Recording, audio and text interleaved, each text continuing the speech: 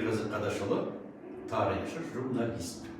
Өте керемет, сіз бүгінгі біздің мектебімізге келгеніңізге өте қатты қуаныштымыз. Сізге қазір Мәшһүр Жүсіп Көпейұлы атында сұрақ қойсақ. Мәшһүр Жүсіп Көпейұлының сіз қандай шығармалары бізге ұсынар едіңіз, жастарға оқып біліңдер, осы шығармасы ең маңызды. Бұл жерде көп ақпарат бар деп айтатын. Мәшһүр Жүсіп Көпейұлы ол кісі ақын және қазақтың ауыз әдебиетінің үлгілерін жинаушы. Ол кісі 1858 жылы қазіргі Павлодар облысының Баянауыл ауданында дүние келген. 1931 жылы сол Баянауылда қайтыс болып сол жерге жерленген.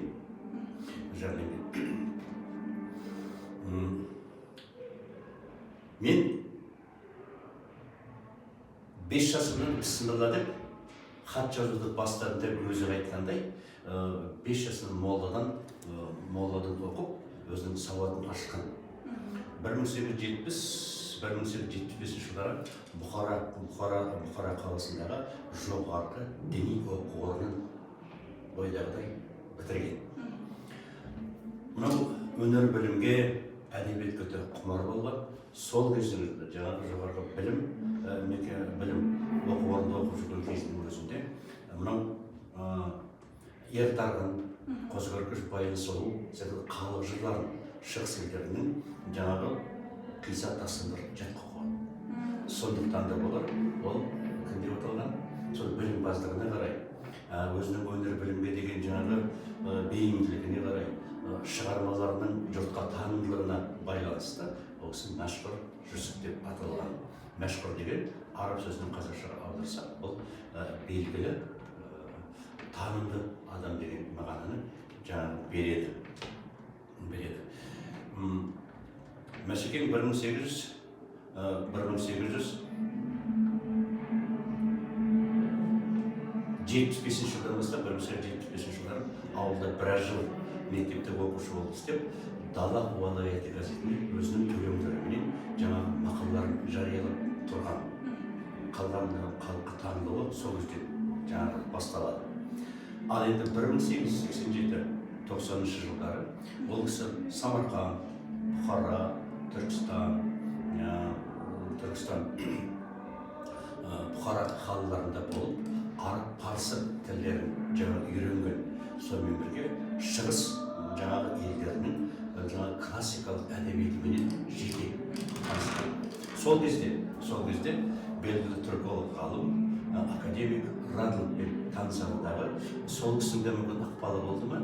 Осыдан кейін бүкіл саналы ғұмырын Мәшекең қазақ халқының ауыз әдебиетінің үлгілерін жинаумен айналысқан.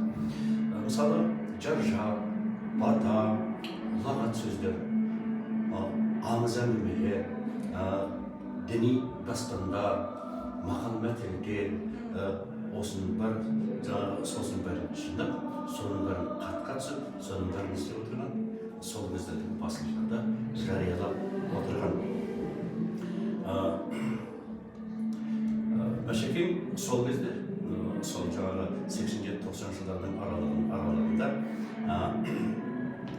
ғибратнама, баяндама деп аталатын шығыстың жаңағы дастандарының үлгісін.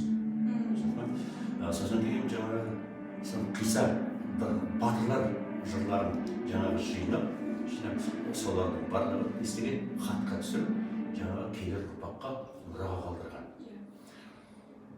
Жалпы Мәшекең қазақ фольклорикасының барлық саласына қалам тартқан адам. Ол ертегілер, батырлар жыры, ғашықтар жырлары, қисса дастандар, сосын тұрмыс салт дәстүрдің жаңағы жырлары, одан кейін аңыз әңгімелер, жұмбақтар, мақал-мәтелдер, сосын айтыстар, ақындардың айтыстары, сосын сол кезде жаңағы ақын жыраулардың соның ішінде Шортанбайдың, Бұхар жыраудың, Шөженің, осылардың өлеңдері. Сонымен қатар жаңағы қазақтың белгілі ақыны жаңағы Сұлтанмұрат Торайғыровтың өлеңдерін барлығын халықтың аузынан естіп, соның бәрін істеген қағазға түсіріп кеткен.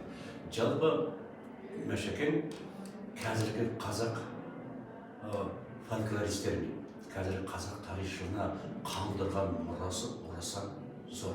Егер де Мәшекең сол кезде қазақтың ауыз әдебиетінің озық үлгілерін халықтың аузынан жазып алып, хатқа түсірмесе, мүмкін сол керемет рухани мұралардың біразы осы қазіргі ұрпаққа жетпей қалуы мүмкін.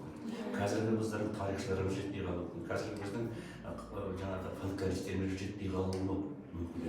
Осы тұрғыда Мәшекеңнің еңбегі орасан зор. Біз ол кісінің алдында әр уақытта бас иеміз. Мәшекеңнің мысалы қолжазбаларынан мынандай көптеген мағлұматтар алуға болады. Мысалы Сарыарқаның тарихы, Қаракесектің және жаңағы төрелердің нелері, ұрандары деген, Абылай хан деген, Олжабай батыр тарихы деген, Едіге менен Төле би деген көптеген жаңағы қолжазбалары бар. Сонымен қатар Абылай бабамыздың Мөңке Доскөй би деп аталатын жаңағы шығармалары бар. Міне сосын кейін Мәшекеңнің қазақша жерлері, оның ішінде орта жүздің тарихы, мейрам сопы тарихы, сосын кейін Қаракесектің, Найманның, Қыпшақтың тарихы деген халық шежірелерді жинақтап бастырған. Ол керемет дүние. Жалпы Мәшекеңнің біздің қазақ халқының алдына сіңірген еңбегі орасан зор. 1907 жылы Қазан қаласындағы баспалардың бірінен ол кісінің хал ахуал деп аталатын Сарыарқа кімдердің мекені деген жаңағы еңбектері жарық көрді. Бұл 1907 жылы шықты. 1990 жылы Мәшекеңнің екі томдығы жарық көрді. 1990 жылы Халық шежіресі деген жинағы жарық көрді. Қазір ол кісінің 7 томдығының жинақтары бар. 7 томдық жинағы бар. Ол еңбектердің барлығы Қарағанды қаласындағы ұлттық кітапханаларда бар. Соны алып. Жақсы, рахмет.